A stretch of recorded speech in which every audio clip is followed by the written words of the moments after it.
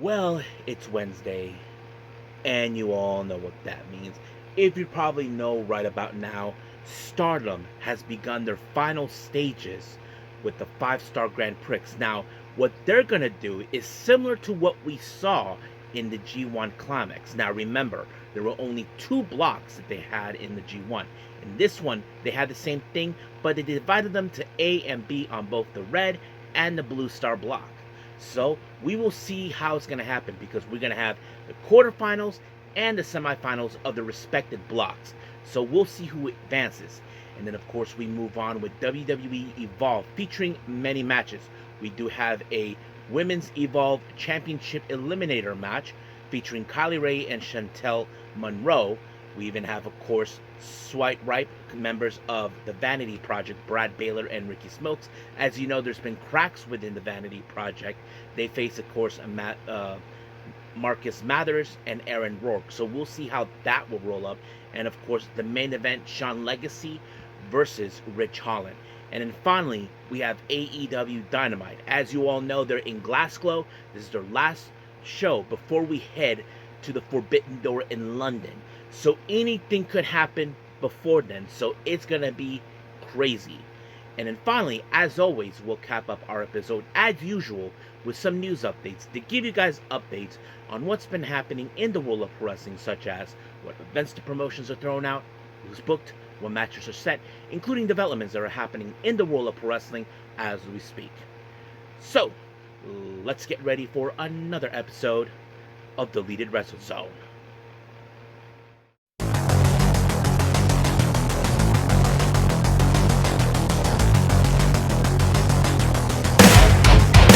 Are you ready? Get up, get up! Get up, get up! Get up, get up! Get up, get up! Get up, get up! Get up, get up! Hey everyone, welcome to Deleted Wrestle Zone, all things that is pro wrestling with AEW, NXT, New Japan Pro Wrestling, TNA, the National Wrestling Alliance, various promotions, wrestlers, matches, and championships. I am your host, J-Rod here. So, if you are new to the channel, welcome. This is a channel we do a lot of pro wrestling reviews from various promotions, not only here in the United States, but also in Japan, Mexico, Canada, Europe, the UK. Anywhere in the world pro wrestling is not as big, but it continues to grow. We also, of course, do discussion videos, talk about various topics such as the wrestlers themselves, the promotions, factions, storylines, whatever we want to talk about. We also, of course, do more news updates. If certain information was unable to be on this episode, we can either put it on the next one or on a separate video by itself. We also, of course, do real-time news updates to keep you guys on alert if something has happened in the world of wrestling that needs to be addressed ASAP. We also, of course, got the Unagi Sayaka Watch and various other cool wrestling and content as well. So if you like what you see, please subscribe to us or click on that subscribe button. You'll be getting a lot of daily reviews and other cool wrestling content as well. But if you like this episode, please give us a like on the like button or nice comments in the description down below. Now, enough with the yapping. It's time to boogie. So, let's begin with Stardom with the 5-star Grand Prix, and I believe this is day 12. We're now heading to the final stages.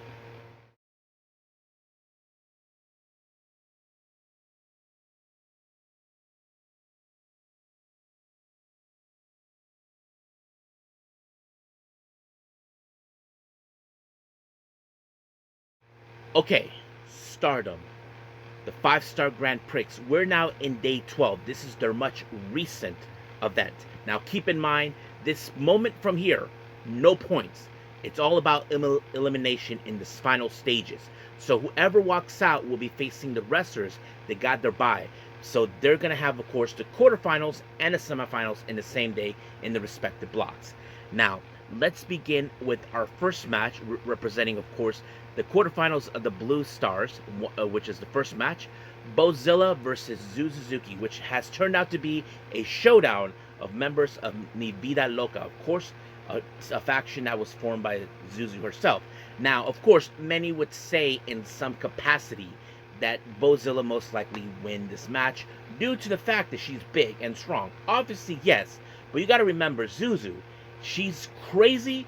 She's determined to win no matter the cost, no matter how the challenge it is. She never backs down from a fight, no matter what the cost is. And she knows it. Bozilla can rely on her strength and powerness all she wants, but Zuzu has one quality that many people forget. She knows how to endure the pain that she's thrown at her. It took every ounce of course to withstand every blow she's thrown at her, but it took only a German suplex by Zuzu, and just like that, Zuzu picked up the win. 1, 2, 3. She moves on and she faces Sayuri Anu, a familiar figure from her past, and I'll get to that in a bit. Now, in the post-match, we did see some exchange in the promo between both Zuzu and Bozilla, and I think they found each other, found a respect, no matter what, because here's the thing, Bozilla, we can agree, she's strong, she's very powerful, but Zuzu showed no fear. Make sure you watch out for the cat if he's out there, if you're leaving. Sorry, folks, that was my uncle. So anyway, let's move on from there. The next is a Red Star quarterfinals match. We have Hanan versus Azumi. Now, of course, nothing too special. Now, these two ladies made it all the way this far. But, of course, some of you may question who will walk out. I know that some fans in my subscription will probably vote for Azumi, others for Hanan. But to me, I didn't care because I kind of figured it's going to be a very interesting moment. But in the end, it was Azumi with a... I don't know for sure if there was the numero uno, which is her submission move that she uses, which is like an arm breaker type, you know? And that kind of allowed her to pick up the win. And she goes to the next stage of the semifinals, facing, of course, someone from her past. And that is, of course, Saya Kamitani. Now, we jump into the other quarterfinals of the Red Stars. We have Momo Watanabe versus Ami Sourei. Now, of course, when it comes to Momo Watanabe, we all know that Hate will do whatever it takes to ensure that someone from their faction goes to the finals, and that's exactly what they were doing. Of course, we saw that Momo was going to use her bat. She was going to use whatever it takes to ensure she wins. But in the end, it was, of course, Momo with the Peach Sunrise that allowed her to pick up the win and move on. So her next opponent is someone that she already lost to, that got her here in the first place, and that is, of course, Sareee, where you can call it a rematch. Now, our next match is the Red Stars quarterfinals. We have Bea Priestley versus Rina. Now, you probably say this is another... this is a interesting matchup for all of you. Don't forget, Bea Priestley and Rina know each other too well. If you have forgotten, Rina and Bea Priestley were members of Oedo Tai. But of course, many people would assume that Bea Priestley would win. And one thing was interesting, she was calling Rina Shopai. If you guys don't know what that means, it means weak. Because she, is the youngest and all that. And Rina thinks that, oh, I'm not Shopai. Because she even mentioned people like Momo Kogo, Waka Tsukiyama, and every other rookie are Shopai. That they're weaklings. That's what she thinks. And Rina, of course, she put on the best fight of her life in this one. Not to mention, of course, using weapons to ensure she wins. And she used like a modified version of a jackknife that allowed her to pick up the win. And she faces against Natsupoi. Now, we did have a match in between before we head to the semifinals. We have Kikyo Furuzawa and Akira Kurigani. They take on Emi Maeshima and Yuri Him. Now, of course, many people would say that the rookies, what we are not has been seeing a lot of expectations. I know we have seen expectations from both, mostly from Akira Kurigani and Yuri Him.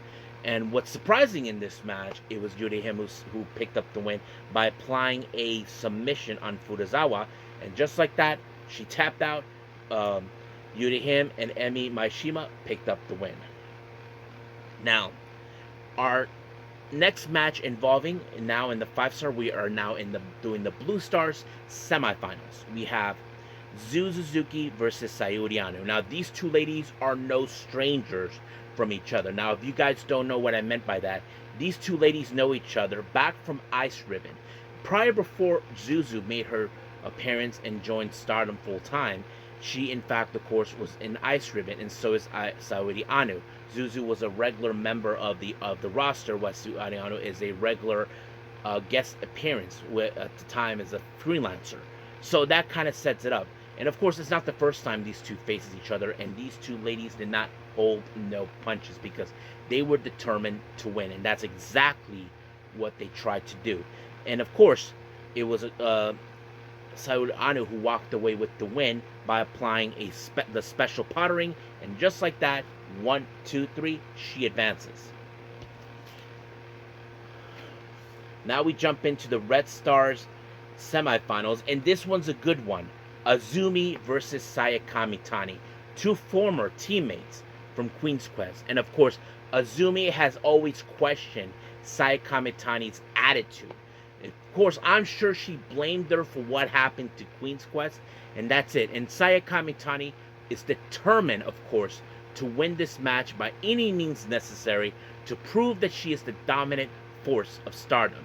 Now, remember, she already lost one match. She could not afford to lose another. But unfortunately, this one has no point-based system, so you can guess that Saya Kamitani will definitely do whatever it takes to dismantle Azumi.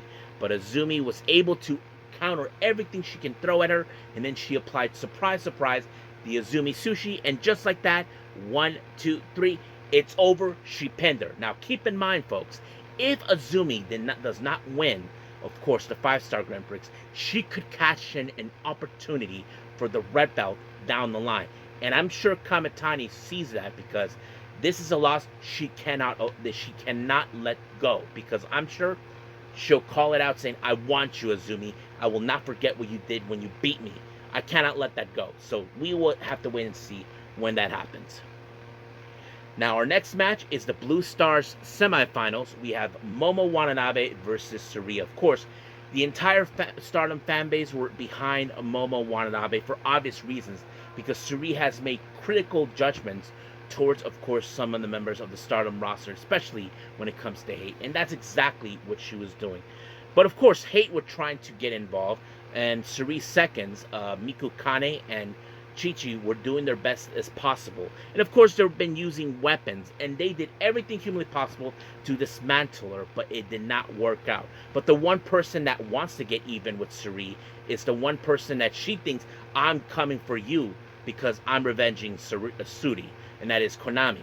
But in the end, of course, it was Momo Watanabe that walked away with the Peach Sunrise. Not just one, but 2 Peach Sunrises. And just like that, 1, 2, 3, she advances. And her opponent she'll be facing is none other than Saori Anu. Now, some people would think this is Momo Watanabe's time. She has to win. But keep in mind, do we really want to see 2 heels in the same match? I don't think so. So we'll see where that goes from there. But however, Konami has issued the challenge saying, I want the title shot. Because of course she's saying, I'm going to get rid of you, bitch. This is my promotion. I'm going to kick you out. And of course, I wouldn't be surprised if Shooty shows up and costs her Konami's opportunity. But we'll see what happens until then. Now, our next match is our main event. It's the Red Stars semifinals, Rina versus Natsupoi. Now, of course, some people would say this should be Rina's time, because we have seen her, how much she has evolved, how much she has changed. And of course, that's always been the obvious choice. But man, this match went all kinds of hell. But in the end, it was Rina who walked away with the win, and that means she did it with a submission. And that means she'll be going to the semifinals, facing, of course, none other than Azumi. So that's going to be interesting. But of course, as Rina said in her promo, Rina, Momo, Saori Anu, you guys are not going to stand in my way. I'm going through all of you. But of course, you know how that goes. It's like, oh, hell no, bitch. It's not going to happen. Now, I could picture maybe Rina going to the finals, but maybe I'd see her maybe losing. I'm not sure, but we'll see. Some people are already saying certain things. I know Natsupoi mentioned that she wants to see Saori Anu win it for obvious reasons, because I don't think anybody in the Cosmic Angels has ever won the 5-star Grand Prix, and I think this is something that I'm sure Tam Nakano would approve. And that's something we'll just have to wait and see. Now, keep in mind, the next show continuing this for the semifinals in both respective blocks will happen on the 23rd of August, which is going to be, of course, on Friday or Saturday, I think. Hold on, let's see. Yeah, Saturday. So stay tuned for that. But as of right now, we'll end things here and move on to our next review, WWE Evolved.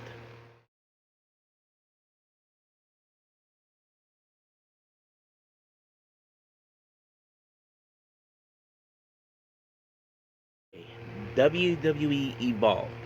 Now we open up with an Evolve Women's Championship Eliminator match. We have Kylie Ray and Chantel Monroe. Now this was not something that was put upon. As you know, Chantel Monroe has now been making a claim that she's going to reach the top, and she's going to do so by, of course, stopping people who she considered as a threat to her. And that is, of course, Kylie Ray is amongst them. Now, of course, many people would say that Kylie Ray is the most popular wrestler we all know and love. Now we know she had dealt with Wendy Chu. Now she has to deal with Chantel Monroe.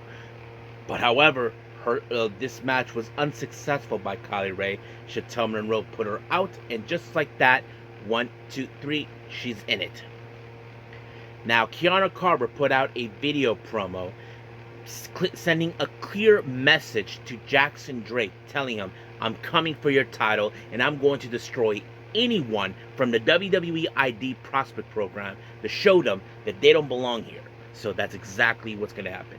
Now, meanwhile, the Vanity Project were preparing for, of course, members of the match. Jackson Drake is considering now seeing that Kiana Carver is a big threat. But, of course, we have been seeing some cracks recently when it comes to Bryce Donovan. He screwed up not once, but twice. And that's the last thing, of course, that the Vanity Project needed. But of course, Bryce Donovan has to hand it together. Now we know that when it comes to factions, there always will be cracks amongst them. They claim that they run the entire Evolve brand, but we'll see how things will go from there. Now Stevie Turner was talking with Callie Armstrong, our current Evolve Women's Champion, about who will be her next opponent. However, Nikita Lyons showed up saying that I don't need to be in a #1 contender. I said I want a shot of that belt. So Stevie Turner decided to do another 4-way match taking place next week. So it's going to be, of course, Callie Armstrong defending her championship, taking on Nikki Lyons, what's her name? Oh yeah, Chantel Monroe, and of course, Carmen Petrovic. So can't wait to see that. Now, Swipe Ripe, Brad Baylor and Ricky Smokes of the Vanity Project taking on Marcus Mathers and Aaron Rogue. Now, of course, we know that Jackson Drake, Zeta Steele, and Bryce Donovan are there in the corner. But it seems like things could have gone either way. But as always, Bryce Donovan has decided to make up for the losses that, of course, Vanity Project has dealt with. And that's exactly what it went. But it was, of course, Ricky Smokes that picked up a win when he took out Marcus Mathers, proving once again that the Vanity Project are in control. But the real truth is, how long will that last? Because as you know, we did see some cracks, but those cracks can easily break at some point. Now, we did see a little bit of a segment between Jamar Hampton and Itzgal having a bit of a workout session. I don't know what that will. I thought it was really funny, but we'll see how that rolls up from there. Now, Kendall Gray, as you know, recently, in the last couple of weeks, has been stalked by Wendy Chu. So she is laying out a challenge on tour next week. So we ask ourselves, is this a smart move coming from her, or just out of desperation to take her out? Well, we'll see where that goes from there. Now, we have Jax Paisley and Harley Riggins. Apparently, as you know, recently they got into the confrontation in the gym with, of course, Cappuccino Jones and Jack Cartwheel. So they've been talking more about them, how they're going to deal with them soon enough. But we'll have to wait and see. Now, our main event, Shawn Legacy versus Ridge Holland. Now, Shawn Legacy in recent times has not been in a good place right now. Not to mention he has suffered many losses, including losing to Kiana Carver. And of course, once again, he ended up taken out by Ridge Holland. 1, 2, 3, it was over. But the real question is what's going on with Shawn Legacy. But apparently, someone has a grudge against them, and that is, of course, Ice Williams, like saying, you've been getting all these opportunities and putting me out. So in a way, it's become apparent that Shawn Legacy has been taking the spotlight from others. But we'll see what happens down the line. So stay tuned for that. But as of right now, we are officially done with WWE Evolve. Let's move on with our last and final review, AEW Dynamite.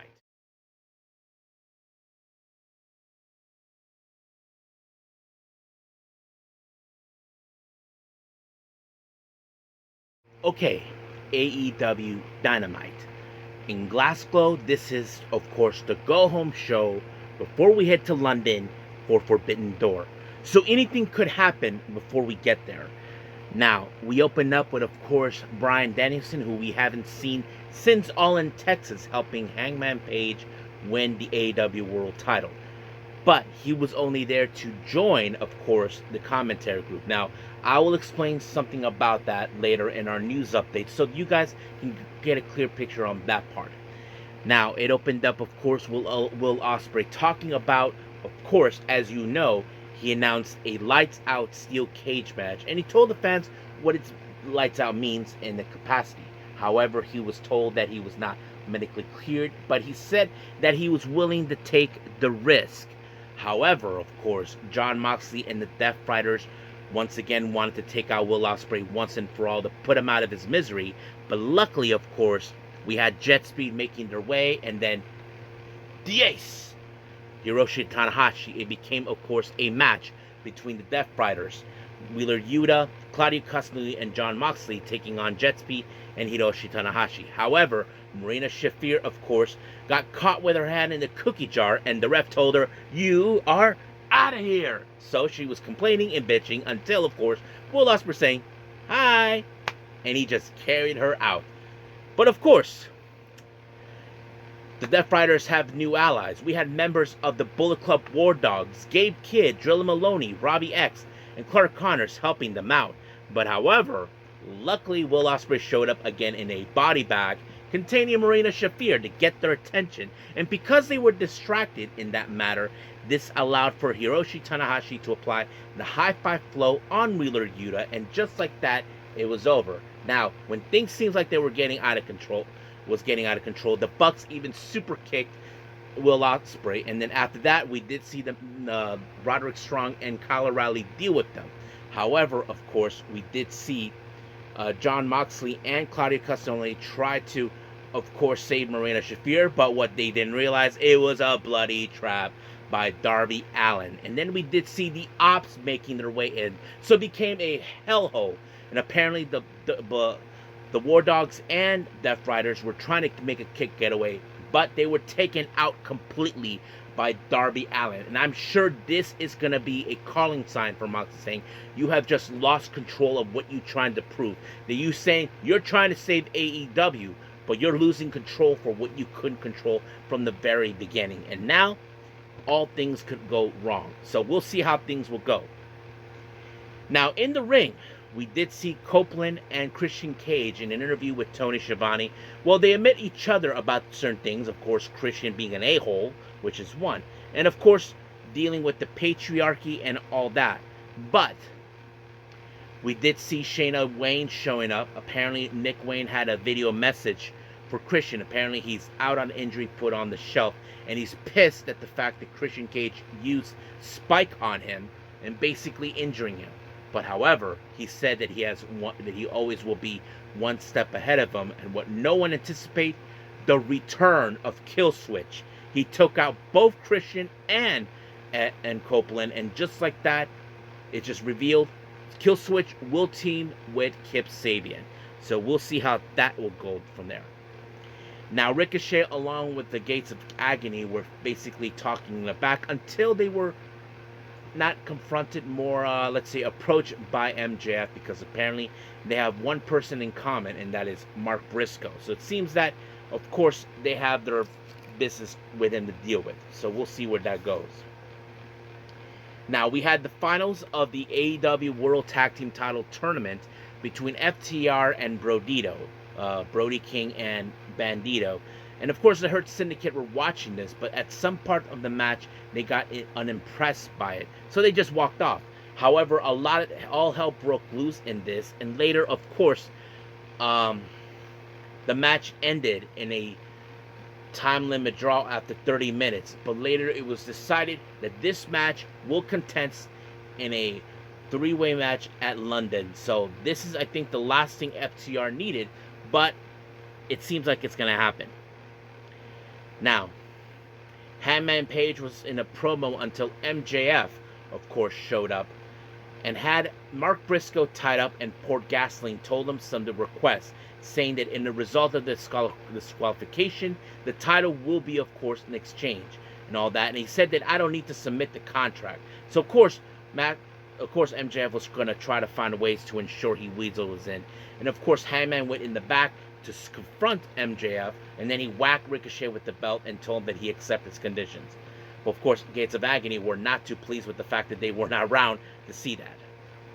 Now, our main event is Mercedes Moné teaming up with Athena, taking on, of course, their opponents for, of course, Forbidden Door. Athena will be facing Toni Storm for the AEW World title, while Alex Windsor challenges Mercedes Moné for the TBS title. Now, of course, there was going to be a lot of factors taking place, but we did see a moment where Toni Storm was taken out by Athena. She might have injured herself, but this allowed for Athena to apply the O-Face onto Alex Windsor to pick up the win.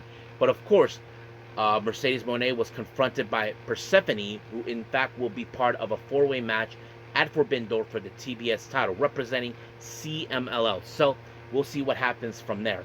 So I think that's pretty much it what we have for AEW Dynamite. I'm sure it was a very quick one, because I think most of the time we took too much time with the tag match that took place for the #1 contendership.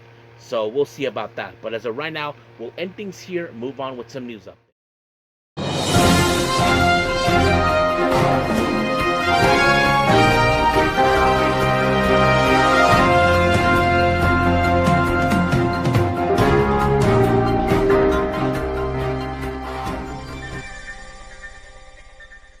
Okay, so welcome to our news updates. Now, as always, let's begin with our upcoming events. Now, Stardom has two things that they have announced recently. Now, on September 6th, there's going to be a new show called Stardom to the World, and they just announced that the World of Stardom, aka the Red Belt, will be defended. Saya Kamitani will defend her championship against the person that defeated her near the end of the 5-star Grand Prix, and that is, of course, Bea Priestley. So basically, as I said before, she cannot let this one go. Now, if she does defeat Bea Priestley, in my opinion, she would definitely go after Azumi to right that wrong that she could not afford to lose that match. So we'll see what happens from there. Now, in relations to Stardom, of course, it was announced that the Goddesses of Stardom Tag League will be making the return in November, starting on the 7th. Now, however, they haven't announced yet who will be participating. Now, I know certain tag teams will definitely be teaming up from my perspective, but I will wait until it's 100% confirmed. Now, as you know, we'll be coming soon to London for Forbidden Door. Well, British promotion RevPro has announced for Wars UK on the 22nd, there's going to be a title versus title match. The RevPro Undisputed British Women's Championship will be defended against, of course, the Discovery Wrestling Scottish Women's title. So basically, Mercedes Moné will be defending her championship in a winner-takes-all type of scenario against Emerson Jane. But as you know, if Mercedes Moné wins, she gets another belt to her collection. So we'll see how that goes. And then finally, Japanese promotion DDT Pro Wrestling has announced that Evil Uno will be participating in one of their events in September on the 28th in October. 28th, of course, in Corkin Hall. Now, I haven't known the specifics, but I'll get that information as soon as possible. So that's pretty much it what we have for our news update on the upcoming events. Let's talk about certain developments. Now, many of you saw that Bryan Danielson, as you know, joined the commentary table with Excalibur and Tony Schiavone. Normally, we would see Taz to be involved. However, it was later reported that Taz was unable to participate or go to London.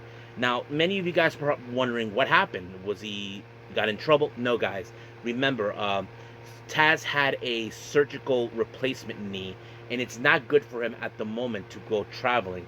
And as a person who understands the when you're injured or you had a surgery or something, you don't want to take risks. So if that's exactly what Taz is gonna do, I understand.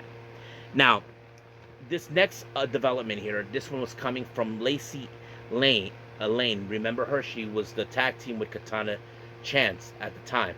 However, many of you may think she's lying. Some of you think, come on, WWE would never do that. Well, apparently, she said this, that she felt that WWE has been holding her back. Which, of course, we have seen wrestlers that they never succeed in WWE. Like, they never rise to the occasion. And she said that she has pitched many storylines to them, but they never use them. This was something common. Now, some of you can say, but WWE has changed. But the honest question we ask ourselves was, did they really? I mean, certain wrestlers never succeeded, and they were let go recently. So, if this is one of them, I get it. Some of you probably think, oh, they're exaggerating. They just should be thankful they got the opportunity. Yeah, but for what? They didn't get the opportunity they would have known to shine again, but that's how WWE are. So either we can say they have changed or not, it doesn't matter. But we'll see how things will go from down there.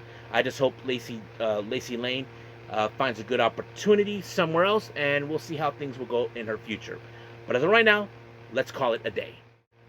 Well, I hope everybody enjoys this episode. Coming up, as you know, we have Ring of Honor and TNA taking place. So I'm excited. Now, I will do a special announcement regarding, of course, of certain events, mostly coming from Tokyo Pro Wrestling and Marigold, that have been held back. So I made a decision that, of course, that will cut down on certain events that I feel I can do, and others that I feel maybe it's not important as we speak. But we'll see how things will go. So stay tuned for that.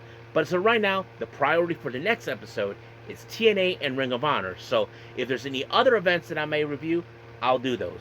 But as of right now, let's see how things will go. But until then, I will see you guys in the next DWZ time. Same DWZ channel. I must bid all of you adieu. So, goodbye. Mwah. And have a nice day. Bang.